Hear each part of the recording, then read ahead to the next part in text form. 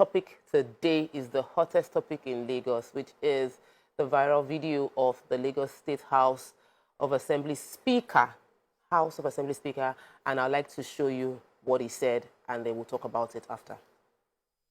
Recording of official list of nominees for appointment as commissioners and special advisors. It all started on the 3rd of August when 39 names of commissioner nominees were forwarded to the lawmakers by Governor Babajide Sanwo-Olu for approval. The list was immediately faulted by some of the lawmakers who shared their reservations at the plenary, which had the Speaker pleading for the lawmakers' understanding, asking that the detailed information about the nominees be sent to the House to aid its legislative assignment. A 12-man ad hoc committee headed by the Chief Whip of the House, Fatai Mojid, was set up to begin the screening of the nominees, an exercise that lasted 4 days. At the plenary on Wednesday, the 23rd of August, the report of the ad hoc committee was presented to the House, after which 22 of the 39 names of commissioner nominees forwarded to it for approval were confirmed. 17 others were rejected. Nominees like Akin Abayomi, a former commissioner for health in the state, were among names that were disqualified by the lawmakers.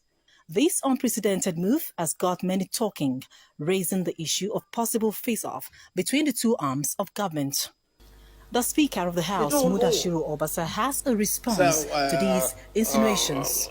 We are placing politics ahead of technocrats. What technocrats? What do you mean about technocrat? Who is not technocrat in these hollow chambers? Before them, we have many people. They talk about Dr. Akin Abayomi, a gentleman, which who happens to be a colleague also in serving the people. But before him, we have Leke Pito, we have Dr. Idris, we have many of them. Before COVID, which happened to be an isolated case, we have Ebola, which was also taken care of under Fashola. It's not about qualification. It's not about your experience. It's not about exposure. We are the representative of the people, the mouthpiece, the ears, and the sights of the people. So we know what we look for. We talk about Aramide, the commissioner for what? Before him, we did Ikoyi, Victoria Island Link Bridge under Fashola, when the current deputy governor, Amsa, was the commissioner for works. The House, as a body, restrained itself from exposing what we discovered during the screening exercise. So we are not going to be forced to spill. With recent developments, the fate of the 17 rejected commissioner nominees still hang in the balance. Abimbola Agbebi, TVC News, Lagos. So, Abimbola has given us a bit of perspective, but the conversation we're trying to have is because before the video, there was a lot of speculation because people didn't understand why the rejection took place. We recall the first feedback the Lagosians got concerning the list of commissioner was that it was a largely Christian, the number of Christians outweigh the number of Muslims. Then the next thing was the fact that there was a challenge of the fact that they were largely another set of technocrats that did not have zero political base or zero political contribution towards the election that just took place. Some House of Assembly members were asking they should have attached their local government areas, that some of these politicians, some of these nominees are not even known in their wards. Their local government, nobody knows about them. So all that conversation came up before the actual voting.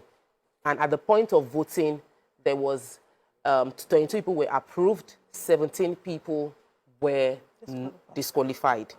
And there's now been like, it's actually a personal, yes, that is, people were not alleging it's a personal thing between the governor and the speaker. It's a power tussle, it's a rift. YK, we've been following the story briefly about when the list of commissioners came out. What shocked you, and what was your first reaction when you now watched the video of the response by the speaker?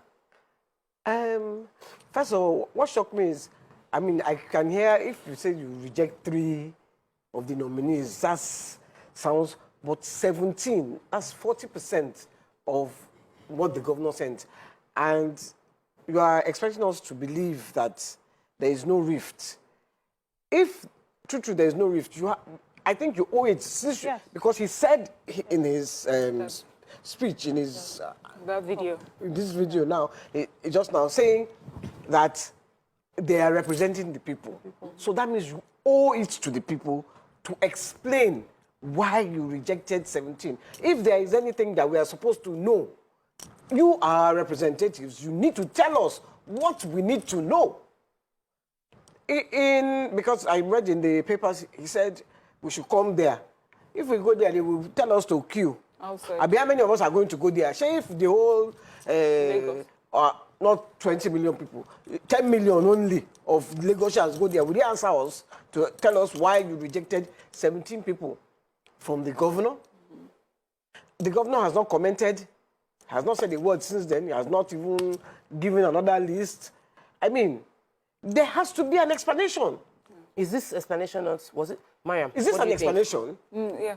Okay, so for me, I was waiting for an explanation. And from what I hear, there's still holes in the explanation. Because there's something that stood out for me when he said it's not about experience, qualification, or exposure. Okay. What is it about? If it is not about experience, if it is not about qualification, if it's not about exposure, what then is it about? Is it just about politics? And why can't politics be a combination of politicking and experience and qualification and exposure? In the papers, it says that that they are trying to almost, hold the party together, that or else they would have lost it completely, and that if there was no party, these people, would they have a party that they would be employed under? But the truth is, for me, the way I see political party, it has to be a combination of both.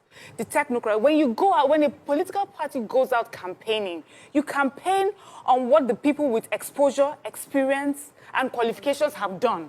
Not enough to say, we are this party and we are speaking to you. But I think that he alluded to the fact that they have, but let me let you finish. So if it's not about that, so what is more important than someone who has worked 4 years before and we have seen the benefits of being employed in that job, we have seen the positive impact of being on that job, then what is more important than someone whose qualification has led them to make such a huge impact in education, in health, in the Ministry of Works? What is more important? What is it in politics that is more important than that? If you also say that you're for the people, I know there are many people, there are many reasons why people vote for a political party. It's not just the name of the party, it's also what the party has done. And also what some people will say, if not for this particular ministry or this particular commissioner, this particular work that was done, I wouldn't have, or I'm voting because I've seen the work they've done in education, I've seen the work they've done in health, I've seen the work they've done in this. So it's a combination. You cannot separate. When you start to separate the two and make it only about politics or about those who got numbers, then for me now, we are now treading on a very slippery slope. So, and it would not do not do the party or any party any good if we go along that route. That's fine. I just want to say one more thing, because he seemed to trivialize what the contributions that they have made. Were there 4 years ago. Like we talked about Professor Abayomi, COVID is an isolated. It was an isolated case. COVID was not an isolated case. COVID lasted 8 months. Okay, so but what he's saying is we also had Ebola and beyond COVID, because he mentioned that COVID, he did well. I don't think it was necessarily trivializing what the previous commissioner of health did. He said, yes, COVID was that 8 months bubble, but beyond COVID, there is the everyday general hospitals in Lagos. There's the everyday performance of how those hospitals are being run, that are not just judge him based on COVID, which is isolated, and not judge him based on the other things that have been going on. And before him, we've had good commissioners, and probably after him, we will still have good commissioners. So he's not saying that these people are bad. He's saying we've had good people before then, we would have good people after them. No, for me, he's saying these people are bad. We've had people better than them before. And so based on what... interpretation. Yeah. If you're saying that we've had people before you who have done the work, the reason you have not been confirmed is because we do not believe you have done as well as those who have done before. That's Mariam's interpretation. Of course, that's not what your view is about. That wasn't what I heard, but let me let your view is about to say right. We have a lot to say. Okay. The way Mariam is feeling this thing, eh? Yeah, well, that's Okay. it's want to it's a understand feeling, it. yeah. So I feel Miriam and probably so many other Lagosians will feel this way because of the comments made by the speaker. So I think he might have good intentions, but there's a huge issue with the way that was communicated. So if the former commissioners didn't do so well, why was it not communicated before now? Why are they on the nominees list? Why was there no formal communication? I mean, just like what YK said, if they are representing the people, then the people ought to know that, okay, this person did so. At the end of their tenure, as they were coming out, there should have been some kind of communication to give everybody some safe, to keep everybody in a safe place. Because now, those who were not curious before are now curious. So his speech has aroused everybody's curiosity, and more than ever before, it looks like there's a problem that he doesn't want to talk about. Okay, so Thank you for that. Has aroused everybody, because now people are starting to forget that they didn't. But you have now reminded us that so 17 people. So and then YK. you are not telling us YK. Hello? we can't tell you. No. He did not say that. He also mentioned, one of the things he mentioned was the fact that we have technocrats. We did not reject technocrats. We rejected people based on the feedback we've gotten. That this is not, that they shouldn't make it look, because the allegations that was coming out prior to his video explanation was that the State House of Assembly rejected people based on the fact that they were technocrats. And they said that's not it. That they rejected people based on the feedback they got from the people that they were representing about how well they did it, they did their job. And that's the... I didn't hear that too. No, he said that they were... He mentioned... let me quote it right before they will now come for me. One of the things he mentioned was the fact that it is not about being a technocrat. That was not the issue. We are not technocrats. Yes, they are technocrats in the assembly. Yes. They are technocrats in the party. They are technocrats that have served before.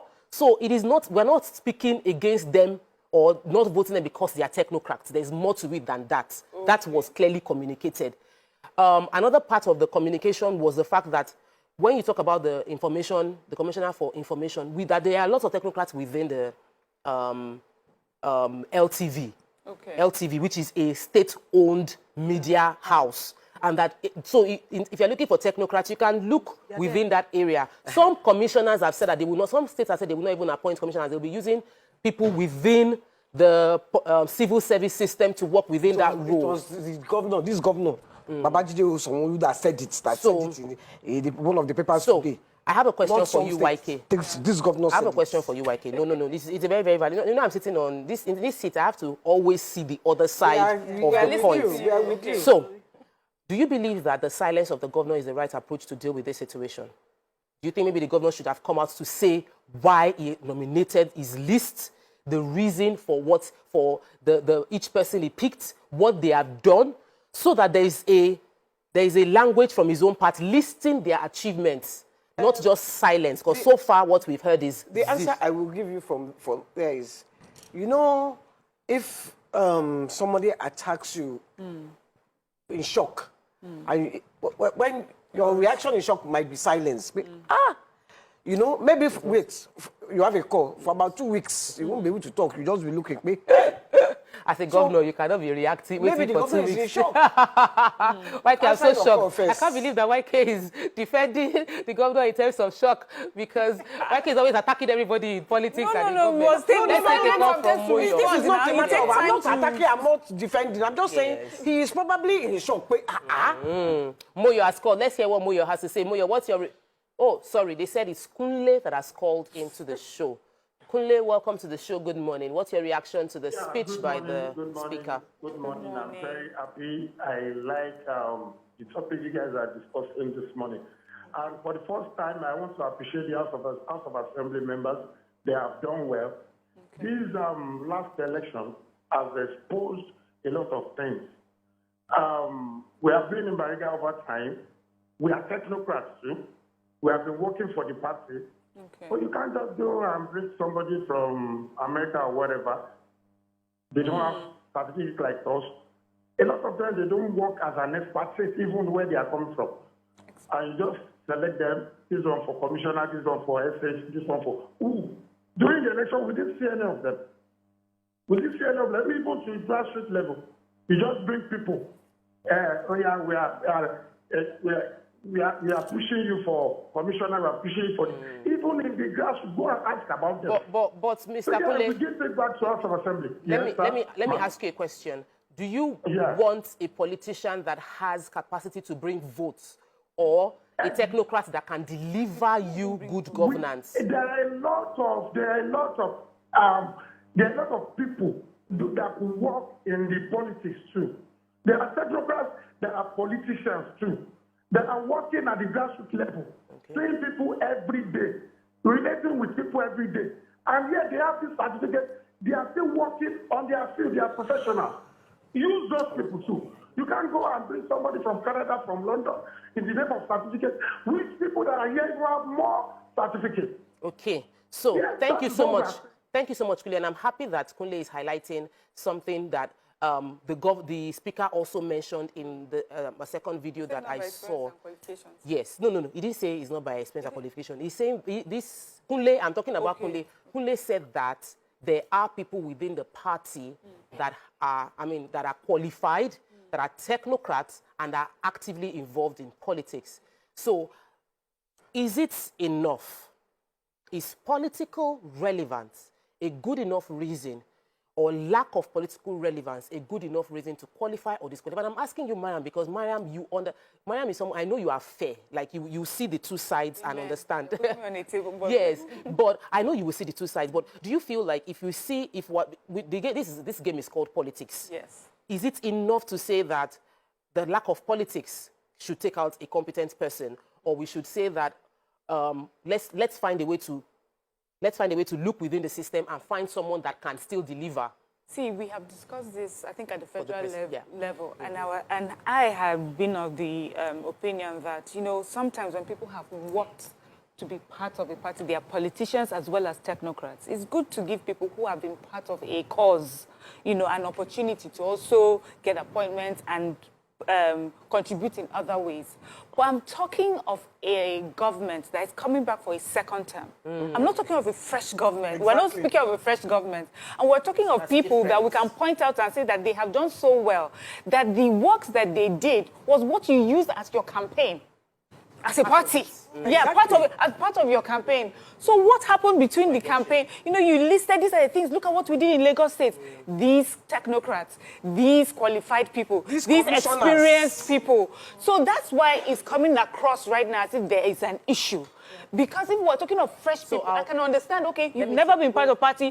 We don't even know what your contributions have ever been. And so I'll take this call from Ade. He's called from London.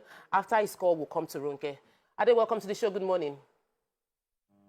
Good morning, ladies. Good morning. If you observe it, when this list was sent to the State Assembly, I think about 3 days after, the Muslim in Lagos had a press conference and complained bitterly that there are few Muslims on that list. So when the speaker said he cannot say what happened, it's religious. I will tell you clearly. If you observe that list, all Muslims on that list are clear. Obata is a Muslim. The deputy speaker is a Muslim. In Lagos State, so 90% are Muslim. In the federal, Mr. Ade, this is a huge allegation. It's your view, but it's also an allegation because you're turning this into a religious conversation, and we understand how sensitive. I mentioned it because I understand it's valid, but I don't want us to make it look like it was a religious decision because that is not a fact until there's proof to back it up. There can be some, you might allude to it based on what you are inferring, but it's not a fact. It's been a very, very heated break. We've been discussing, and Ronke, we've been waiting to hear what Ronke has to say concerning this. Update. So, Tokwe, I listened to the last caller who mentioned something about religion, and I feel, based on what the speaker said, he has left everybody speculating. Could it be religion? Could it be that they want maybe some advanced people who are not in the country? What about those who have been serving? And that has put all of us in the dark. So I think we have to for us to become public, sit in a public space defending the people, we must understand that we owe it to the people to at least guide them with our words, guide them with our counsel, guide them with our instructions. We can't come up one day and say, I'm going to do this and I have my reasons and I can't say it. So that for me is still a concern. If he's not going to say it today, he might have to say it another time. And then to talk about the governor's silence, I love it.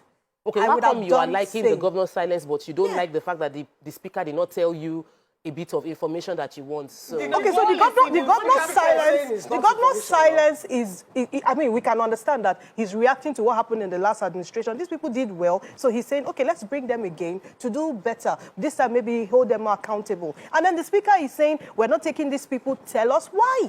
Honestly. Well, I don't want this place where I'm sitting down there is not helping matters at all. I don't want my governor to be in a media war with the speaker. Yeah. Okay. I want my governor to be able to take the time to come with a proper response. If there's a constitutional way to do it, if he has to go back and stand before the House or whatever it is that needs to be done. But I don't want to hear the speaker said this, the governor said this back. It will be too demeaning. I think he's carrying himself with Can we talk about the fact that many people on social media are applauding the State House of Assembly for not being a rubber stamp? We like that. Because the idea before is we would, in some other states, Lagos State is not just the only, there are 36, there are 35 other states, and we've seen how some people, they'll bring their cousin, they'll bring, and everybody just gets approved. And people are happy that for the first time, or not even first time, this is not the first time, people are sort of happy that this is good. The House of Assembly is not a rubber stamp. They are allowed to, they are meant to be checks and balance. They have a right to question decisions. That's what they are doing. I agree 100%. Yes. Now that you have questioned it and you have said that out of these people that the governor picked, 17 of them are not suitable. And out of that 17, some of them, I think most of them, I'm not sure, I'm not sure of the list. All of them had served. Had served in the previous administration. And you have to tell us, okay, what did they do wrong? Okay, so I get that part, I agree. This one chop money, that's why we can't. No, so then we will now say, oh, okay. Because we, from the outside looking in, for instance, Benga Motor Show, he was one of the most amiable information commissioners that I have come across. No, Motor Show. Okay. He was one of the, he will be there on the job. He will come and defend or give us information. He was always there. The education commissioner. See, from what I know, from what I read and what I saw, Mariah jumping up and down like a cockroach. She was doing her work. Today, Morano will be in Badagry. Tomorrow, she will be in the Etios. So education, we saw the education. So here is the thing. Now let me finish. No, let me finish. We have to finish. Let me finish. So if there is something that we don't know, because we that were outside looking in, I'm agreeing with you, YK. We are questioning the decision. We're not saying it's not good not to be a rubber stamp, but this one is now looking like vendetta. Okay. So I agree with you that they should qualify the reason for the disqualification in detail. Yes. What was the reason? But is politics not an enough reason? So Lagos State actually almost lost the election in the governorship election last election. And they almost lost. Like the presidency, they lost. Yes, and the governorship they won. But the people felt like it was hanging until many campaign happened. Do we want to talk about the factors that led to this? No, we cannot talk about all of it. But I'm talking about the political. Yes, now politically, what we saw was a new party and a new person and a new ideology. We cannot use that. It changed politics. As we know it for a long time. Let me land the question so that we understand the perspective I'm trying to bring in. Many politicians within the political structure feel that it is because we did not have enough politicians in position of power to parley with the people, to galvanize people, is why it looked like there was a lot of gaps within the political structure of Lagos State. Even the speaker mentioned it when he was talking. The speaker said that politics is the gathering of people with the intention to hold on to power. Yes. That was what he said. He said, and so how can we do this if we are just bringing in technocrats? the conversation now became a case of we have technocrats within the party system and we must find a way to bring them. YK, you have been talking a lot. We need to hear other people. Let me hear from you. Yeah, so I guess Okay, so even if we allow everybody in Lagos talk, we'll probably be saying the same things. I like what you said about nobody should assume is a right. Is my father's what is it now? This position I was here before. I have to come back. So nobody should just assume it's just normal that way. So we must see reasons why this person should fit into this position, and in seeing reasons, it must be transparent. We're asking for transparency. Don't ask us to trust you when you're not communicating. Don't ask us to trust you when you feel the reasons are best known to you and they'll be serving us. So there must be a proper handshake. Let people have a say in this government. I mean, it's supposed to be democracy in the first place. Yeah. Yes. So I'm going to say also from outside looking in, Lagos has never been a rubber stamp, whatever. Never. I mean, over many years, we always hear the drama and everything, the intrigues, the politicking happens within Lagos. You know, everybody is watching Lagos, so we can never say that they have that. I just want to make a few comments about some of the things that were raised. The religious part, I do not believe that it's a religious issue. Because it's Lagos State, and Lagos State has never put someone's religion above anything. It has never been a Lagos thing. When you come to Lagos, you just see how everybody is it's never about religion. And especially as a party, we can, I do not believe that the APC will put religion as anything, since we even have a president that is Muslim and a vice president that is Muslim. So we already understand that working together based on experience, based on qualification, based on contributions. Now, concerning losing the states because of how politics ran the last time, I think it would be unfair to put it on maybe technocrats not doing their part. A lot of things changed the last election. There were a lot of factors. Yes, we had a lot of factors. We had a new party, we had a new person or a new ideology, and that affected it across board. And I just feel that we're using that in this case to make it about the technocrats. If the technocrats, and political parties need to understand that technocrats can do their jobs and politicians can do the job of maintaining the power and holding on to the power, so that those that can do the job of developing Lagos continue to do that. And I feel that that marriage is what has worked for Lagos State, and they shouldn't do anything to destroy that. I take it that YK agrees with Mariam as final statement, because we are rounding off. Please, before you round off, I just wanted to say the Muslim thing, or the Muslim, I looked at that list and I did not know who was Christian or who was Muslim or who was a traditionalist in that list. I did not see it, and I did not. So them bringing it to my attention makes me question competence. One, it's not even factor. Two, I was going to say that they're talking about they lost the technocrats did not politic with them, or I'm hearing that. I'm not saying they talked about. You can't rush me unless they take us off by force by fire. they're talking about. The technocrats didn't bring that I don't think that's their job. Their job is to do the work that they were given, irrespective of. And then the politicians do their work. What they should now look for is a symbiotic relationship between the technocrats and the politicians. Thank you so much, YK, for your contributions on the show today. Thank you. We appreciate your feedback. I think that Lagosians generally just want good governance. Yeah. Yes. And we're a bit worried about what the next 3+ years would look like. If there's actually a rift between the governor and the speaker, it is worrisome. But is it 3 years or 4 years? It's 4 years. Almost 3+. They've already served time. YK, we have come to the end of this part of the show. We have a guest waiting for us. It's not easy to host the show with YK opposite. Like, YK, you make life wonderful. We'll take a break. When we return, we will continue with our guests on Let's Talk.